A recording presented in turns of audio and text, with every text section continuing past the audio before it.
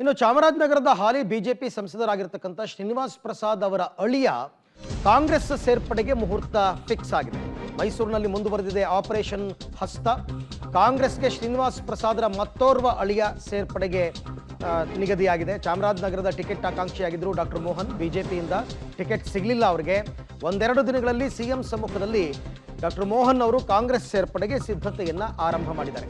ನಿನ್ನೆಯಷ್ಟೇ ಕಾಂಗ್ರೆಸ್ಗೆ ಸೇರಿದ್ರು ಶ್ರೀನಿವಾಸ್ ಪ್ರಸಾದ್ ಅವರ ಸೋದರಳಿಯ ಧೀರಜ್. ಸದ್ಯ ಕುತೂಹಲ ಮೂಡಿಸಿದೆ ಮತ್ತೋರ್ವ ಅಳಿಯ ಹರ್ಷವರ್ಧನ್ ಅವರ ನಡೆ ಏನು ಮಾಡ್ತಾರೆ ಅಂತ. ಅವರು ನಂಜನಗೂಡಿನ ಬಿಜೆಪಿ ಶಾಸಕರಾಗಿದ್ದರು ಈ ಹಿಂದೆ. ಇದೊಂದು ಈಗ ಬರ್ತಾ ಇರತಕ್ಕಂಥ ದೊಡ್ಡ ಬ್ರೇಕಿಂಗ್ ನ್ಯೂಸ್. ಯಾಕೆಂದರೆ ಮೈಸೂರನ್ನು ಗೆಲ್ಲೇಬೇಕು ಅಂತ ಪಣ ತೊಟ್ಟಿರ್ತಕ್ಕಂಥ ಸಿದ್ದರಾಮಯ್ಯನವರು ಸಾಧ್ಯವಾದಷ್ಟು ಎಲ್ಲರನ್ನೂ ಕೂಡ ಪಕ್ಷಕ್ಕೆ ಸೇರ್ಪಡೆ ಮಾಡ್ಕೊಳ್ತಾ ಇದ್ದಾರೆ. ಸಣ್ಣ ಸಣ್ಣ ಲೀಡರ್ಗಳನ್ನು ಕೂಡ ಬಿಡ್ತಾ ಇಲ್ಲ.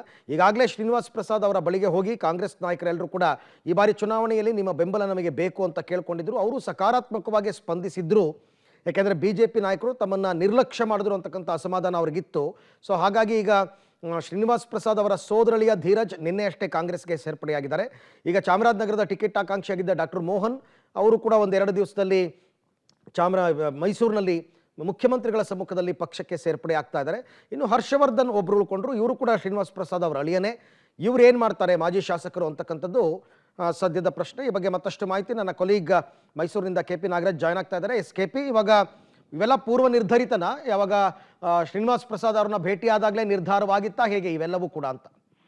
ಬಹುತೇಕ ಈ ಎಲ್ಲ ಬೆಳವಣಿಗೆಗಳು ಕಳೆದ ಒಂದು ವಾರಗಳಿಂದ ಆಗಿರುವಂತ ಬೆಳವಣಿಗೆಗಳ ರೀತಿಯಲ್ಲಿ ಕಾಣ್ತಾ ಇದೆ. ಮೊದಲನೇದಾಗಿ ಯಾವಾಗ ಶ್ರೀನಿವಾಸ್ ಪ್ರಸಾದ್ ಅವರ ಅಳಿಯ ಮೋಹನ್ಗೆ ಬಿಜೆಪಿಯಿಂದ ಟಿಕೆಟ್ ತಪ್ಪಿತು, ಆ ಸಂದರ್ಭದಲ್ಲಿ ಬಿಜೆಪಿ ಹೈಕಮಾಂಡ್ ತಮ್ಮ ಜೊತೆಗೆ ಸೌಜನ್ಯಯುತವಾಗಿ ಮಾತಾಡ್ಲಿಲ್ಲ ಅನ್ನುವಂತ ವಿಚಾರದಲ್ಲಿ ಶ್ರೀನಿವಾಸ್ ಪ್ರಸಾದ್ ಅವರಿಗೆ ಅಸಮಾಧಾನವನ್ನ ಮೂಡಿತು. ಅಂದ್ರೆ ಟಿಕೆಟ್ ಯಾಕೆ ತಪ್ಪಿಸಿದ್ವಿ ಅಥವಾ ಮತ್ತೊಂದೇನಾದ್ರೂ ಒಂದು ಸಮಾಧಾನವನ್ನು ಕೂಡ ನನಗೆ ಹೇಳಿಲ್ಲ ಅನ್ನುವಂತಹದ್ದನ್ನ ಶ್ರೀನಿವಾಸ್ ಪ್ರಸಾದ್ ತಮ್ಮ ಆಪ್ತರ ಬಳಿಯಲ್ಲಿ ಹೇಳ್ಕೊಂಡಿದ್ದಾರೆ. ಆ ಸಂದರ್ಭದಲ್ಲೇನೆ ಅವರು ಕಾಂಗ್ರೆಸ್ಗೆ ಬೆಂಬಲ ಕೊಡುವಂತ ವಿಚಾರದಲ್ಲಿ ನಿರ್ಧಾರವನ್ನ ಮಾಡಿದಂತ ರೀತಿಯಲ್ಲಿ ಕಾಣ್ತಾ ಇದೆ.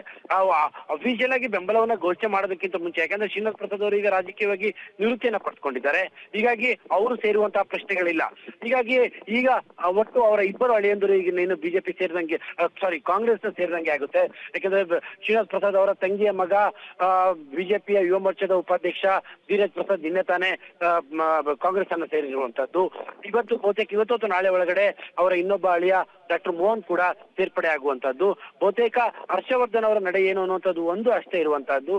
ಸದ್ಯಕ್ಕೆ ಬಹುತೇಕ ಕಾಂಗ್ರೆಸ್ನ ಏನು ಶ್ರೀನಿವಾಸ್ ಪ್ರಸಾದ್ ಅವರ ಕುಟುಂಬಸ್ಥರೆಲ್ಲರೂ ಕೂಡ ಕಾಂಗ್ರೆಸ್ ಸೇರುವಂತಹ ಹಾದಿಯಲ್ಲೇ ಕಂಡು ಬರ್ತಾ ಇದ್ದಾರೆ. ಅರವಿಂದ್.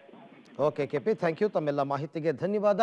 ಬಿಜೆಪಿಯವರು ಮಾಡಿಕೊಂಡಂತಹ ಒಂದು ಸಣ್ಣ ಎಡವಟ್ಟಿನಿಂದ ಇಷ್ಟೆಲ್ಲ ಡೆವಲಪ್ಮೆಂಟ್ಸ್ ಆಯಿತು. ಶ್ರೀನಿವಾಸ್ ಪ್ರಸಾದ್ ಅವ್ರು ಹೇಳಿದ್ರಂತೆ ಟಿಕೆಟ್ ಕೊಡದೇ ಇದ್ರೆ ಪರವಾಗಿಲ್ಲ, ನಮ್ಮನ್ನು ವಿಶ್ವಾಸಾರ್ಹವಾಗಿ ನಡೆಸ್ಕೋಬೇಕಾಗಿತ್ತು ಅಂತ, ಒಂದು ಸಮಾಧಾನದ ಮಾತಾಡಬೇಕಾಗಿತ್ತು ಅಂತ. ಇವ್ರು ಏನು ಮಾತಾಡೇ ಇಲ್ಲ, ಅವ್ರನ್ನ ಲೆಕ್ಕಕ್ಕೂ ಇಟ್ಕೊಂಡಿಲ್ಲ. ಆ ಥರ ಆದಾಗ ಸಹಜವಾಗಿ ಅವರಿಗೆ ಮನಸ್ಸಿಗೆ ಬೇಸರ ಆಗುತ್ತೆ. ಈಗ ಎಲ್ಲರೂ ಕೂಡ ಅವರ ಕುಟುಂಬಸ್ಥರೆಲ್ಲರೂ ಕೂಡ ಕಾಂಗ್ರೆಸ್ಗೆ ಸೇರ್ಪಡೆ ಆಗ್ತಾ ಇದ್ದಾರೆ.